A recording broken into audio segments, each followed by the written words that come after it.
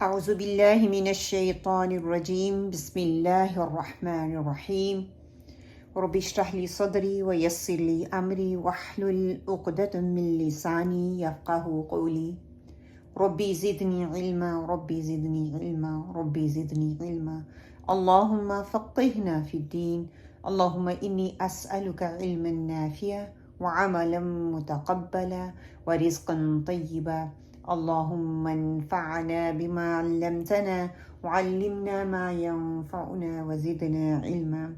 Alhamdulillah, thumma alhamdulillah. After Ramadan, may Allah subhanahu wa ta'ala accept our good deeds. Allah subhanahu wa ta'ala give us another opportunity to bond our relation with the Quran more stronger. Alhamdulillah, so far we have covered Makharij al-Haroof. Now we're going to do Sifaat al-Haroof. It's been like characteristics of the letters. Inshallah, we will find out the definition and the benefit of the studying the Sifa, why we have to study the Sifa. Ask Allah subhanahu wa ta'ala give us istiqamat to learn the Quran in more beautiful way, inshallah. Sifaat al-Haroof, the characteristics of letters, the linguistic definition. As Sifaat is the plural of the Sifa, it is describing the meaning of something, whether in physical terms such as whiteness, redness, or in abstract terms like such as feelings. So Sifa is a plural of Sifaat. Why we have to learn the Sifa? Why we cannot read the Quran just as a normal everyone reading it? Because there is a Sifaat lazima and Sifaat arida, compulsory Sifaat and temporary Sifaat. The compulsory, which is always there in the words. Every single word we read is a minimum Sifa is a 5 Sifaat and maximum is a 7 Sifa. So we have to read every single word in Arabic, every single word alphabet got the minimum 5 sifas and maximum is 7 sifas. Inshallah, slowly we will learn all these sifat. I just want to give you the example. Every sifa got the different quality in it. For example, we say tall, we say slim, we say beautiful, we say sensitive, we say strict, caring. All these are sifat. For example, if we look in a person, the person got all these sifat and many more. So exactly every single word in the Quran written had a minimum 5 sifa and maximum is 7 sifa. Now is the tajweed definition. It is the way of describing a letter when it reaches its articulation point. For example, word me got a minimum 5 sifat. For example, Jahar, the breath stop, infitah, the opening between tongue and the palate, al-ghunna is a permanent sifa, and at-tawassut, which is partially running of the sound, and istifal is a back of my tongue is a lowering, keep the lowering. So when we're pronouncing the meme, all these 5 sifa at the time is in this word. So we apply all these sifa when we're pronouncing the meme with the ghunna, infitah, al-jahar, at-tawassut, and istifal. Why study sifat? What is the benefit of the sifa? To differentiate the letter from the same makhrij. We have read the makharij and we know is a few groups are the letters from the same makhrij. They share the same makhrij. But which things are differentiate to each other is the sifat, the qualities of the sifat. For example, dal, ta, and the ta. Same makhrij. They share the same makhrij. But dal is a light letter, ta is a light letter, got the different sifat. Dal got the different sifat. and the ta is a heavy letter and got the different sifat. Inshallah, when we read it, then you can see what different sifat we've got. To know the strong and the weak letters, which letters, obviously the letter got the strongest sifa is a strong letter. If the letter got the weak sifa is a weak letter. If the letter got the between weak and strong sifa is a mutawassit letter. So when we're pronouncing it, to beautify recitation and a pronunciation of the makhrij. Type of the sifa, there are the two kind of the sifa. Sifaat lazima, permanent characteristic, permanent sifa that are always present in a letter. For example, there is always elevation, the letters, which is we call fat letters, heavy letters. Khisum, baytun, qid, always, always. And 5 sifa with opposite and 7 sifat with no opposites. So it means 5 sifat lazima, they got the opposite, and the 7 of them got non-opposite. They got no opposite, but is a permanent sifa.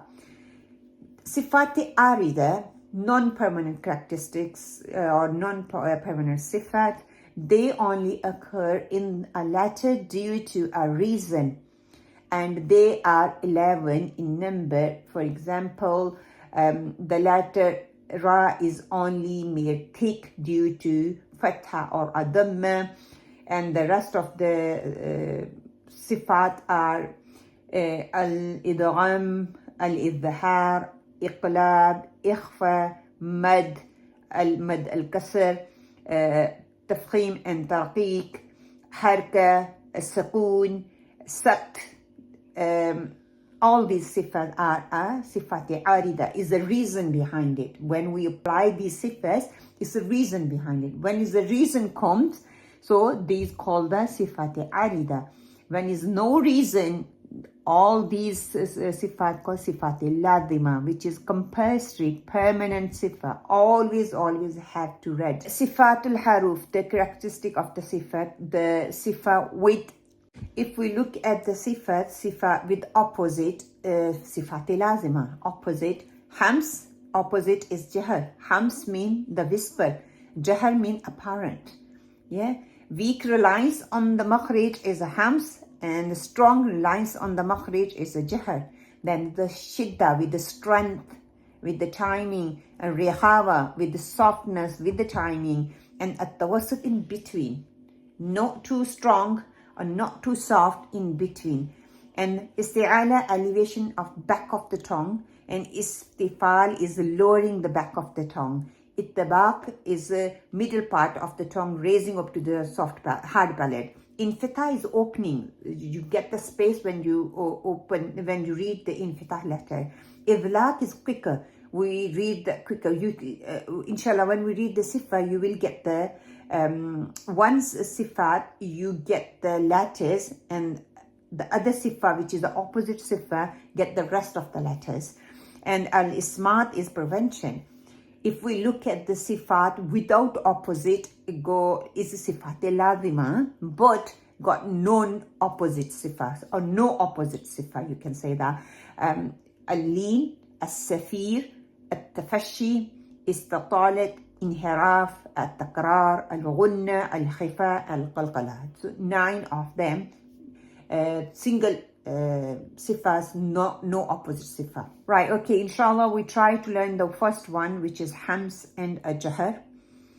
We do the jahar first. The linguistic meaning or a definition is announcing. Yeah, for example, calling strongly. Tajweed definition, or you can say the applied definition, is it is stopping the running of breath when pronouncing the letter due to strength on reliance on the makhrij. I repeat again, it is stopping the running of the breath up, and when pronouncing the letter due to the strong reliance on the makhrij, what happened? You stop your breath, you stop running of the breath, and what happened? Due to the strength on reliance on the makhrij, the sound is apparent, announced. The rest of the letter of the hams is in a jahar.